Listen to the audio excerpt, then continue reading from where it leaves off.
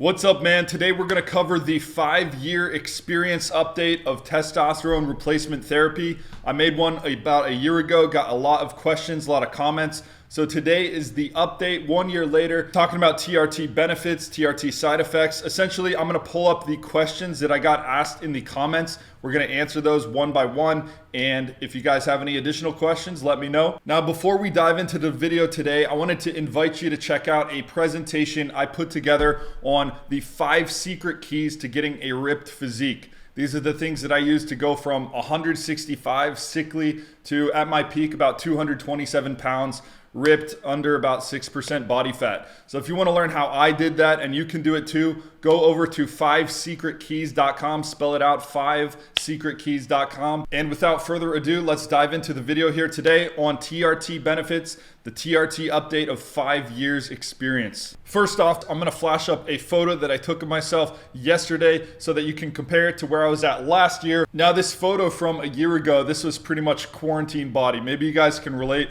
I packed on a bunch of fat, but I did still have muscle underneath. And of course, now I'm bigger and more ripped, feeling a lot better about myself, feeling stronger, feeling more energetic. All right, so first off, if you're looking for TRT benefits, like an overview of what testosterone replacement therapy does, go check out my other video. I'll put a card up to it here. Now, if you've watched that, or if you have a general understanding of what TRT does, you're gonna like this, because we're gonna pull up the questions I got in comments one by one, address them to the best of my ability, and if I can't, I will send you in the right direction to somebody who is a better expert on the topic. So the first question is from Sound Logic. He says, fantastic video, quality info, much appreciated. Thanks, brother.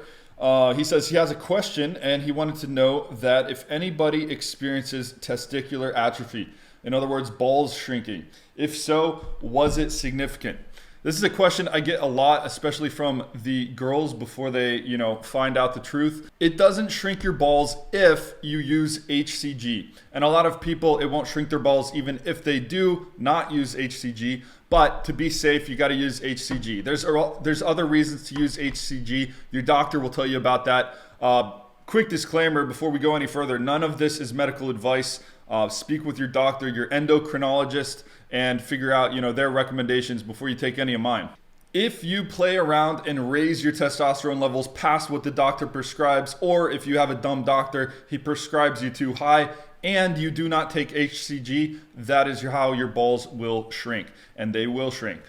If you are on a relatively average standard dose, which in my view, again, not a doctor, is 150 milligrams to about 200 milligrams per week. And if you're using HCG as prescribed by the doctor, you should not have any problems in the ball department. The reason why your balls would shrink is because as you add exogenous, outside of the body testosterone into your body, synthetic or bioidentical testosterone into your body, it's going to be supplying your testosterone for you. Your ball size has a lot to do with producing the testosterone, and there's other functions of the balls, okay? It's not just that simple. I'm not going to get into the deep science. I don't know it, but your testosterone is partially produced by your ball size and what's going on in that sac. So if you give yourself testosterone from an outside source, theoretically and scientifically, your balls don't need to be as big. There doesn't have to be as much action going on in there. Again, we're talking about this in gross terms here, but hopefully you get the picture. In the event you're supplying your testosterone from a needle, your balls don't need to make it yourself, okay? So they're gonna shrink up and they are going to atrophy. However, if you take HCG, it basically bypasses that whole process and tells your balls to stay active, stay big, etc. There's more going on. They're staying big for a reason, okay? But it's not going to shrink if you use HCG. Next up, a bunch of people asked, how long does it take to start noticing effects? Personally, I think I said in the last video about 2 or 3 weeks. Within a couple days, I think I noticed something mentally. It's been a while since I started, but I remember about 2 or 3 weeks in, I started to notice the strength going up, the motivation going up, and starting to increase my muscle size a little bit. Now, a couple months in is when you can really notice the significant benefits. Don't expect a change overnight. If you're looking for a miracle cure that's gonna change your physique in rapid time, it's not gonna do that. But if you look over the course of several years especially, you will notice night and day difference. So be in it for the long haul. When you get on TRT, you're on it for life.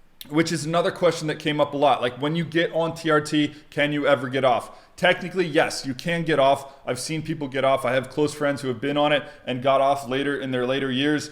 for fertility reasons. I personally don't understand why you would want to come off if it's benefiting you, but if some health complication came up, or maybe you just simply wanted to travel a lot and you didn't want to travel with these needles and things like that, I could see wanting to get off. But once you get on, you're pretty much on for life. Same thing with the balls example. When you bring exogenous testosterone into your body stops producing its own. So now you are reliant on an outside source. In a way, we could compare it to some sort of drug addiction where you're supplying a dopamine spike from an outside source. Therefore, your body stops making its own dopamine. Now, it's not that simple. Neurochemicals are a very complex topic, but you get what I'm saying. When you're pulling testosterone from the outside, your body stops making its own. Therefore, you are reliant on that outside source. Is that a problem? Let's think about it. If you're reliant on this source, in my view, it's only a problem if for some reason you would not be able to continue finding it or buying it, right? So if the supply chain goes down, big problem. If you go completely broke, big problem.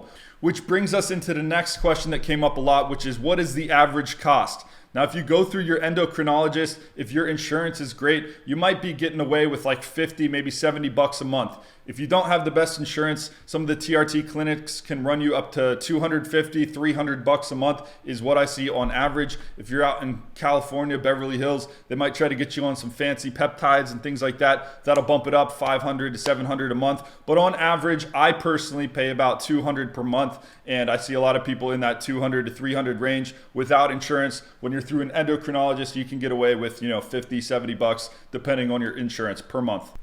Next up, the question I get a lot is about the balding. Like, does it make you go bald? Is there anything you can do to counteract going bald? Well, there are some drugs out there. Finasteride is the most popular. Now, Derek from More Plates, More Dates has great breakdowns. I'm not even going to try to hold the light to those. Just go look up Derek, More Plates, More Dates, Finasteride. I'll actually put a link down in the description of this video to the video of his that I recommend. Watch his videos. It's going to talk about it. There are some side effects that can come from using these type of drugs. Personally, I looked at the side effects, the potential side effects, and I decided that I didn't even want to take the risk. That's my own decision. You should make yours.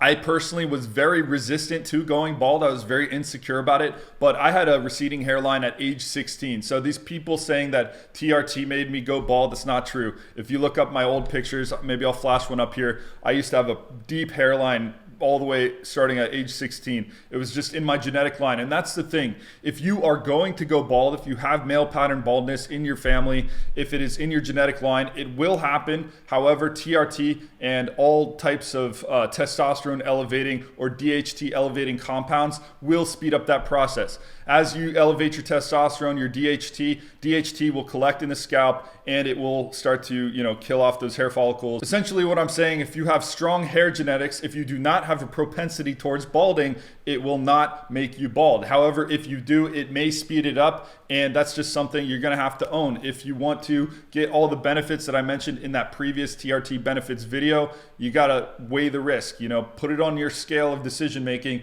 See, if you want muscles, if you want a high sex drive, dominance, facial hair, all that stuff, deep voice, if you want these benefits from TRT, energy, motivation, drive, mental acuity, all this stuff, right? Is it worth going bald for you? What's more important, getting these benefits or hanging onto a hairline so people think that you are youthful when maybe inside you feel like shit? If you've got a bad shaped head, I get it. You might want to do some things to hold on to that hair more so than somebody like myself who has I would say I have an average shaped head. I don't think I have a great bald shaped head, but everybody has their own judgments of themselves. So I get it. If you want to hang on to it, do some more research, invest some time. But for most of you guys, I recommend you just own it. Own your baldness. People like the confidence. It hasn't screwed with me with girls, and that's probably because I developed my physique and I'm muscular. Next up, a common question I got was something along the lines of, what's my protocol now? And also people sharing their protocols and asking me if that's normal. So first, let's discuss that. Here's a guy, Damian Perkins. I just got diagnosed with low T. My doctor prescribed me 200 for the first week and 100 every week after that. My question is that normal when you start? Or did you get a bigger dose when you started? My testosterone was 242 and free test was 6. The second test, my testosterone was 292 and free test was 6.1. I think we can all agree, anybody who's been on TRT, that is not a significant improvement, going from 242 to 292. And more importantly, glad you're looking at the free testosterone, because that's what's really important. The free testosterone is what your body can actually use, and you only got a 0.1 increase on there. Unfortunately, a lot of doctors out there, I hear these stories all the time. You can just look in the comment sections of that last video. People are getting underdosed from their doctors. It's far more common than getting overdosed, and unfortunately, this gives a lot of guys a bad taste of TRT because they don't actually experience any of the benefits. For example, like this guy's not going to experience any benefits getting a 0.1 increase in his free testosterone. That's not significant. I have no clue why a doctor would start you at 200 and bump you down to 100 unless he was looking at some blood markers that alarmed him and he wanted to pull back or something like that. Again, I'm not a doctor, but from my understanding, like 125, 150 is an absolute minimum per week on anybody, regardless of their levels. What I was told from my doctors and the people I consulted with is that's about what it takes to maintain an average level of testosterone for the average individual. Now, if you want to get more towards that higher optimal level, I think that most people I talk to like the benefits on about 200 milligrams per week. A lot of doctors will start you at 150, mine included, started me at 150. They wanted to see how I responded, and then later they bumped me up to 200, where personally I feel like is the best zone. So what level am I on right now? It's 200 per week, 250 per week if I'm feeling a little saucy and I enjoy that level. It makes me feel great. Full transparency, I am going to be experimenting with higher doses and adding in different compounds that I won't discuss here on YouTube. And I will give you guys the full report on that if you want to see. I'm trying out a new bodybuilding protocol. I'm not going to be blasting to insane levels. I'm going to be experimenting with different compounds to increase the availability of my free testosterone, which will give me more testosterone to be able to use without actually increasing my overall testosterone levels too much more to the point where I'm getting nasty side effects and a bunch of acne and all that bullshit. If you like this type of content, show me with a like, comment down below if you have additional questions, subscribe if you haven't already. And again, if you'd like to discover the 5 secret keys to unlocking a ripped physique and a lean, shredded six-pack abs, go check out 5secretkeys.com, where I put together a quick presentation for you to share with you everything I use to go from 165, sick and tired, to full of energy, big and lean at about 220 pounds-ish at around 6 to 8% body fat on average. Right now I'm sitting around 215. We will do some physique update videos here as I start on these new protocols, this new bodybuilding plan. If you guys are interested, let me know in the comments down below and I'll keep you in the loop. So thanks for watching, and I'll see you on the next video. Peace.